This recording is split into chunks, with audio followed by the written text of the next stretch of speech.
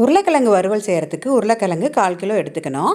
ஒரு கெட்டில்ல தண்ணியை கொதிக்க வைக்கணும். கொஞ்சம் உப்பு போட்டு வைக்கணும். நல்லா கொதித்து அது வர்றதுக்குள்ளே நம்ம உருளைக்கிழங்க தோல் சீவிட்டு பொடி பொடியாக நறுக்கி வச்சுக்கணும்.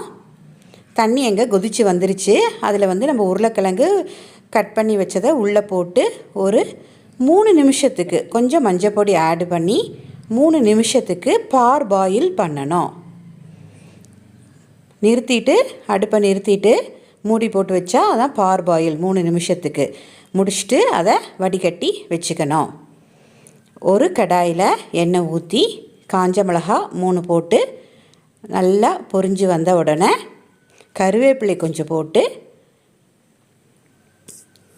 கடுகு உளுந்தம்பருப்பு ஆட் பண்ணணும். அதுவும் நல்லா பொரிஞ்சு வரணும். அந்த டைமில் பார்பாயில் செஞ்சு வச்சுருக்க